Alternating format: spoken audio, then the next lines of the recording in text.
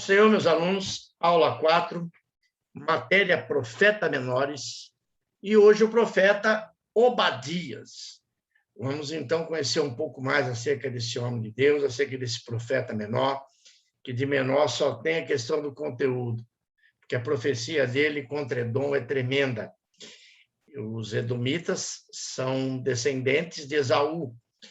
Então, nós vamos lembrar a profecia, a palavra de Deus à sua mãe, quando ele diz que no ventre dela havia duas nações que estavam lutando entre si.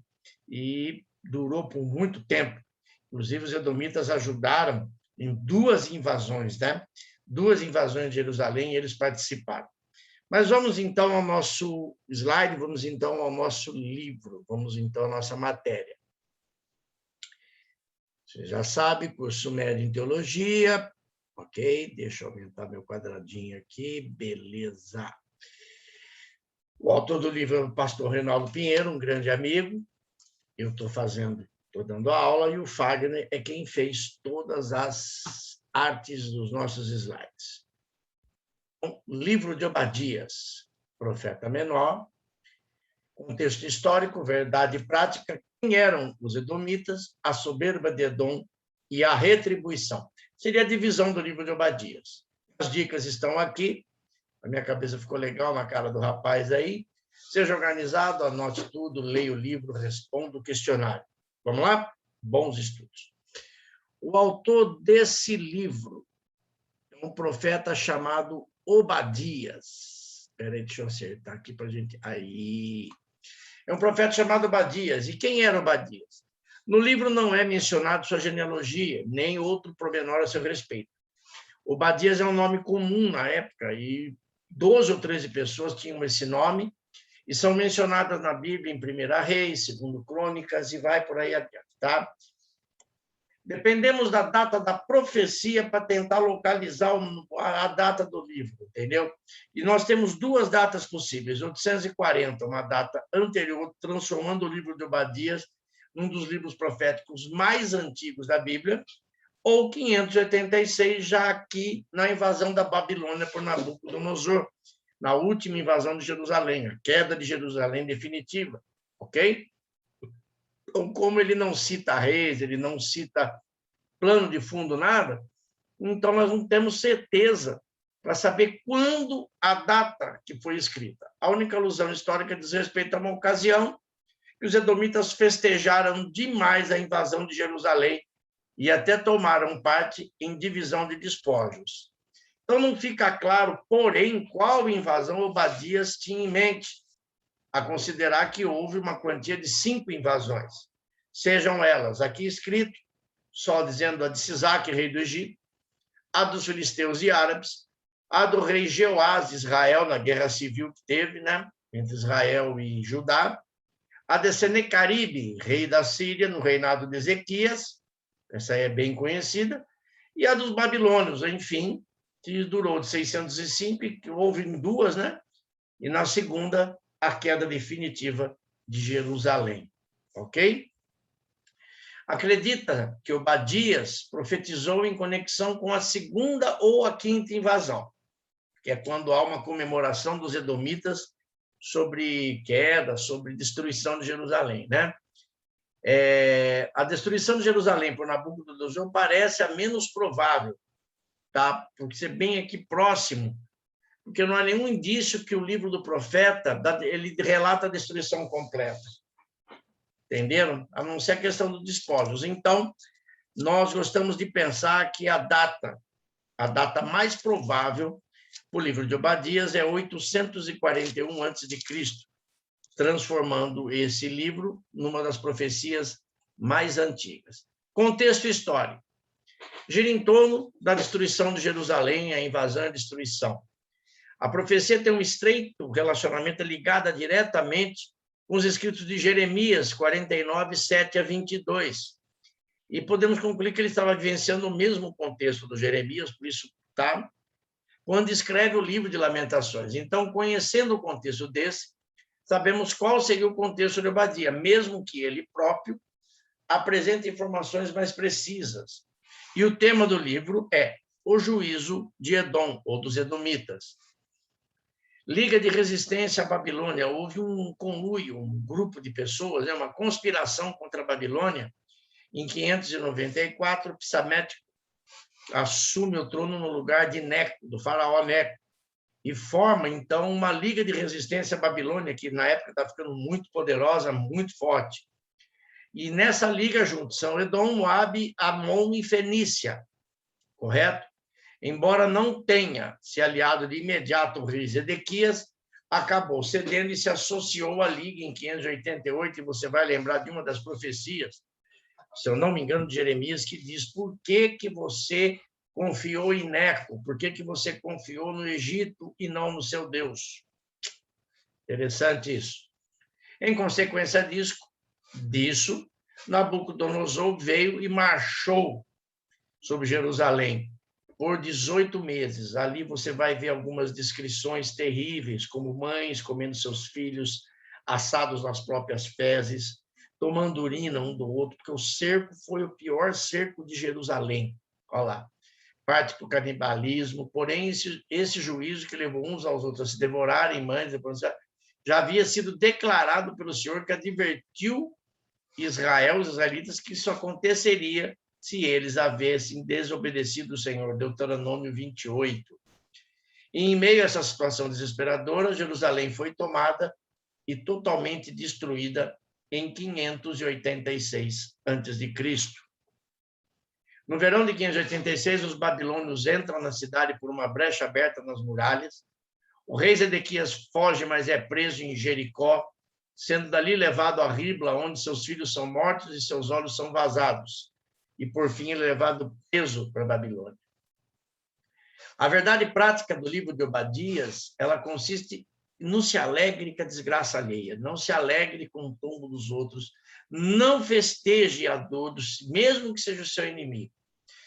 Tá? Porque muitos podem olhar para o livro de Obadias e perguntar: o que eu tenho a ver com Edom, que nem existe mais? Qual o sentido desse livro ter sido incluído no cânon sagrado? Ocorre que, se o Senhor permitiu que ele fizesse parte do cânon, ele tem algo a nos ensinar, e muito importante.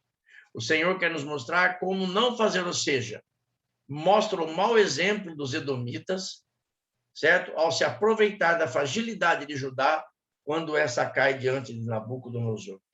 Nunca ria e nunca se aproveite de alguém que está prostrado, que está caído. Ok? Presta bem atenção nisso aí. O castigo que Deus aplicou sobre Jerusalém era em consequência dos pecados de idolatria do seu povo e demais pecados sociais, culturais, como nós já vimos. Todos os profetas menores vão clamar pelo direito do órfão, pelo direito da viúva, pela lei que não está sendo cumprida, pela distorção que Israel vinha fazendo. Então, as condições morais para se alegrar ou atacar Judá em seu momento de fragilidade. Edom não tinha direito e nem moral para se alegrar ou se unir para atacar Judá. Lembre-se, Edom é descendente de Esaú, que é irmão de Jacó. Teoricamente, tem os mesmos pais, porém, eles não respeitaram essa linhagem. E, devido ao comportamento, o Senhor usa Obadias para profetizar exatamente sobre Edom. E olha o que Obadias fala: não devias ter entrado pela porta do meu povo no dia da sua calamidade. Tu não devias ter olhado com prazer para o seu mal no dia da sua calamidade. Edom habita nas colinas de Petra, Selá. Ele se refugiou nas encostas montanhosas e ali ele construiu sua civilização. O termo Edom, ou nome Esaú, foi dado em memória a um guisado vermelho pelo qual ele trocou com seu irmão Jacó o direito da primogenitura. Ou os edomitas, coletivamente falando, é a terra ocupada pelos descendentes de Esaú, anteriormente terra de Seir, que se estendia desde Vadi Zered até o Golfo de Acaba, aonde o Golfo de Acaba é onde os israelitas atravessaram o Mar Vermelho, tá? Por cerca de 160 quilômetros, os edomitas eram, portanto, descendentes de Edom. Esaú, israelitas e edomitas tinham uma rixa desde o ventre da mãe. Profecia que eu falei lá no começo, né? Visto que Jacó, o pai dos israelitas e judeus, e Esaú eram filhos gêmeos, e desde antes do nascimento já se desentendiam. Havia uma mágoa no inconsciente edomita contra Israel, visto que se havia tomado sua primogenitura e tua bênção. Israel era uma grande nação. Edom era um ajuntado, uma tribo, um grupo, uma civilização, porém não tão poderosa. E haviam sido vassalos de Davi. Em 2 Samuel, os edomitas eram escravos, eram vassalos, eram súditos, né? Portanto, os desafetos entre Israel e Edom não é algo novo, mas já durou séculos, ou melhor, aproximadamente durou 1.500 anos, 1420. Esquejal e Jacó nasceram por volta de 2006, e a destruição de Jerusalém se deu em 586, época que os edomitas se aproveitaram para descontar os prejuízos antigos. A soberba de Edom. Gente, vou falar uma coisa sobre soberba com você. A soberba lembra a Deus Satanás. Todo homem soberbo lembra a Deus Satanás. É como se ele olhasse para o homem e falasse: eu já vi essa cena, eu já vi esse filme. Cuidado, tá? Havia entre os edomitas um certo senso de segurança. A soberba do teu coração te enganou, tu que habita nas fendas da rocha. Petra. E na tua alta morada dizes no teu coração: quem me deitará por terra? Obadias 3. E a sua situação geográfica facilitava o poderio militar deles, porque ficava situado em cordilheira, e para você entrar, você tinha que passar entre duas paredes que medem 75 metros, num vale pequenininho. Então, era difícil chegar até eles. A principal cadeia de montanha é muitas vezes usada como sinônimo de Edom, aí está em Gênesis. Essa segurança era devido à situação geográfica presumida no próprio versículo: tu que habitas nas fendas das rochas. Os pecados de Edom. Deus identifica a origem genética entre os edomitas e os israelitas. Teu irmão Jacó, por causa da violência feita a teu irmão Jacó, cobrir-te-á a confusão e serás exterminado para sempre. Obadias 10. O Senhor acusa os edomitas de fazerem parte do ataque aos despojos com os babilônios, e quando eles atacam Jerusalém, Obadias 11, além disso, quando atacam Jerusalém, além disso, ao invés de temerem e condoerem do que Judá tinha passado, eles tiveram prazer e se alegraram com a ruína. Se alegrar de canibalismo, de mães comendo filhos, gente sendo assada em fezes, é algo terrível mesmo, né? Tem que faltar muito coração. Os edomitas são acusados também de fazer parte das hostes babilônicas contra Jerusalém, Obadias 13. E pior ainda, armaram emboscadas para os judeus que tentaram fugir, quer dizer, eles prenderam os remanescentes, os fugitivos. Isso era algo terrível que Deus não tolerava. Ele usava as nações como varas para aplicar um juízo, e quando essas exageravam ou agiam fora da alçada, certamente recolhiam seus castigos. O Senhor usa uma linguagem figurada para dizer que haveria um dia que os judeus atribuiriam a maldade. Haveria uma forra, haveria um desconto. A casa de Jacó será fogo, e de José chama, e Esaú palha. Fogo, chama e palha, você já sabe o que vai dar. Se acenderão contra eles e os consumirão, e ninguém mais restará da casa de Esaú, porque o Senhor assim o disse. Conclusão.